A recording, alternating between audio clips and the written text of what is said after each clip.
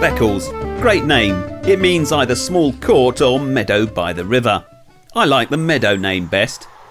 It has been a port and market since Saxon times and was once a pretty important place. Beccles had a worldwide reputation for producing excellent and wonderfully accurate municipal clocks, of the sort that were appearing in church towers and on town halls all over England from the 1400s onwards, accurately telling the time and the Industrial Revolutions spread together. The churches were obviously keen on them, so that people turned up to pray at the right time. But so were Britain's industrialists and entrepreneurs. You can't organise and coordinate large numbers of men and resources efficiently unless everyone agrees on the precise time to start and the precise time to, just as importantly, stop working. Clocks were big then. They weighed tons, literally. But even big clocks still need precision components. So the forges and foundries of Beccles were the best in England. Clocks were stupidly expensive at the time. It's places like this that the real seeds of the English Industrial Revolution were planted and took root. And talking of seeds, in 1749 this woman, Catherine Suckling, married this soon-to-be clergyman, Edmund Nelson, who quickly started to look a bit worried about life, and he had reason to, because he was the father of Horatio Nelson, Britain's greatest naval hero. But as any semi-well-read English small-boat sailor will tell you, Nelson was vain, bauble-loving, foolish in the matters of love and money, but unquestionably brave in battle. He left his body parts and bits of his enemies scattered all over the world. He invented something he liked to call the Nelson touch, which is a willingness to close with the enemy whatever the odds of success. Towards the end of his career, this strategic insanity became the central, some might say the only plank of every campaign he commanded. He frightened, maimed, killed and drowned many thousands of perfectly good French and Spanish sailors and marines, gunners, cooks, sailmakers, carpenters and cabin boys, all sent to the bottom, along with almost as many Englishmen who perished aboard or went down with their own ships that were hurled against the enemy in the name of the stupidly brave Nelson touch. He would have been a frightening man to serve and an even more frightening man to fight, which is what he was all about. The French and Spanish feared the man, but he was adored by the British public almost as much as he adored himself. But what value a hero unless he has flaws? And Nelson had them by the hold load. Nelson certainly walked the streets of Beccles, recognised many of the buildings here, and to me as an Englishman, well, that feels important. I love to walk around a place like this and see its history reflected in the buildings, layer after layer. Each century left the best it had to offer. The rubbish was by and large pulled down and replaced with something better. Wonder what we'll be leaving behind. Lidl's or Aldi, I suspect. Beccles is as far up the Waveney as I intend going. I've got to leave some bits of Britain for me and the slug to explore when I eventually return to East Anglia. And the Broads is an ideal place for an arthritis-riddled old man to sail. I assume by the time we return to Beccles, the slug will be in better nick than me. One of the things you should know about the Broads is that there are plenty of bridges, so you better have a boat where you can drop the mast. Boats built for here have this feature designed in. A weighted mast foot that counterbalances the rigging. The owners of modern boats sometimes find the whole process a bit of a fag and will spend their days motoring around with their masts down. In the worst cases of this affliction, they even leave them at home.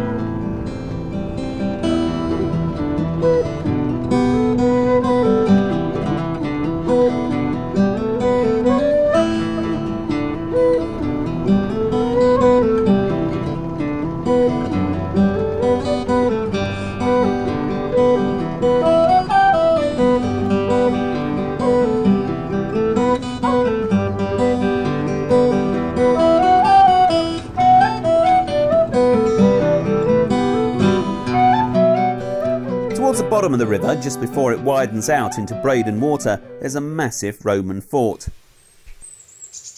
Burgh Castle, built in the 3rd century by the Romans as a cavalry fort. The 20-foot high walls encompass a compound 100 yards by 200 yards. The walls, still in fantastic condition, are made of alternating layers of flints and tiles held together with the excellent Roman cement.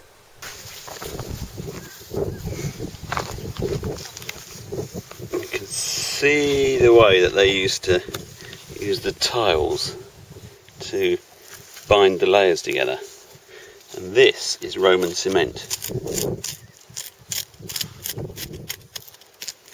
which is still pretty amazing stuff. I've used flints to put the wall together, and it really works. It really holds it together. It's like a giant boulder held together. You can see that one bit has just rolled right down, but it's retained its integrity. Amazing. The Romans soon discovered that the northern Britons hated them being here. And the northerners were great sailors who made highly profitable hit-and-run raids on Roman granaries, treasure houses and estates all along the coast. Although the Romans were great at organising men and using oxen, they weren't great sailors. But they were clever enough to recognise this and subcontracted most of that out to the Greeks. Amazingly, the Romans weren't that keen on horses either. They never understood the importance of a properly designed horse collar and expected them to pull carts and chariots with a strap across their windpipes. The harder they pulled, the less they could breathe, which was why they used oxen for pulling carts.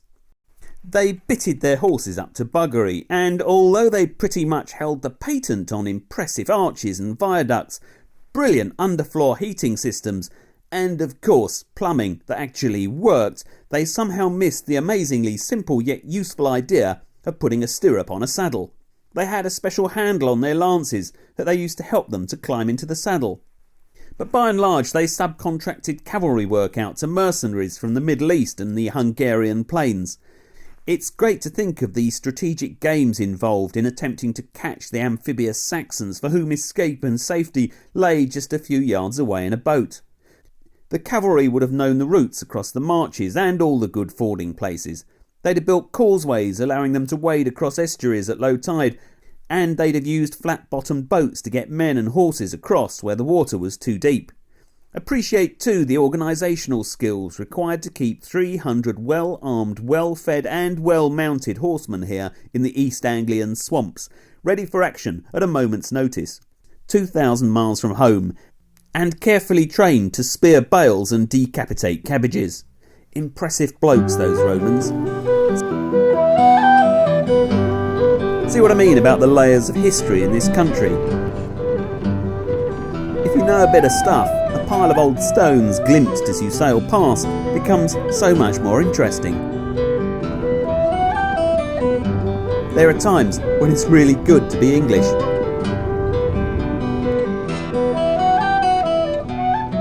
The river opens up into Breydon Water.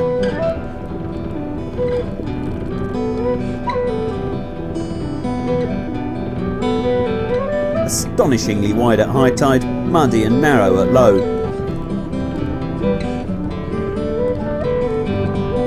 And this is the only place on the Broads where the mobos are allowed to let rip.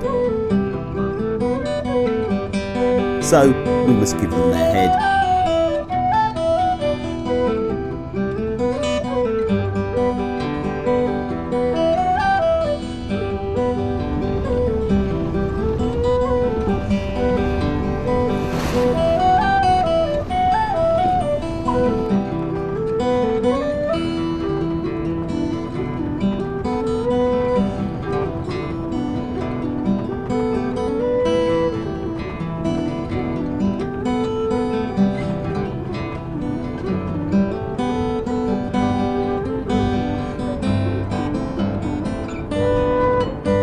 But after the lovely journey down through Breydon, it's under the road bridges as the route kisses the edge of Great Yarmouth.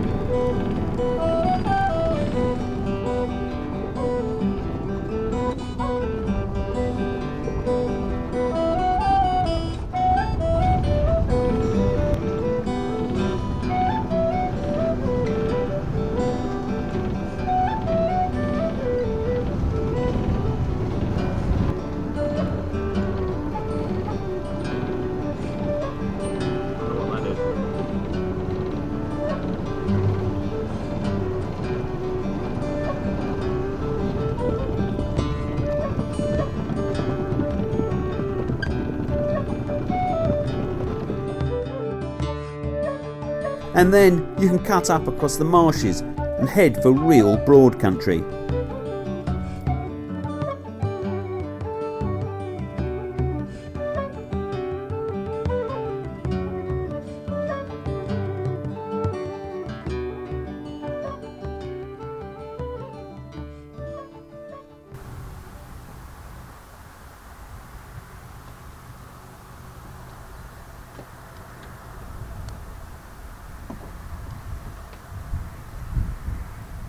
Tide's starting to move now against us.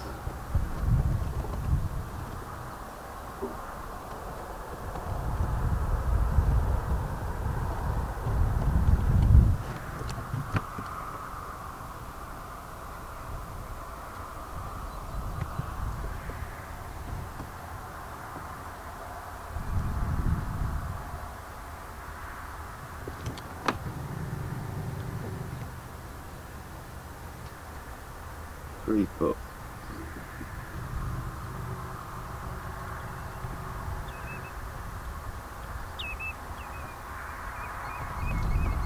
Sadly though, the wind soon died, and, with the tide against us, it's on with a beast. I hate to rush anywhere, but I really do have to be in Horning by the morning. And I know just the spot where I'd like to spend a peaceful night. But this is the Broads, so even with the iron topsail chugging away, there's still plenty to look at.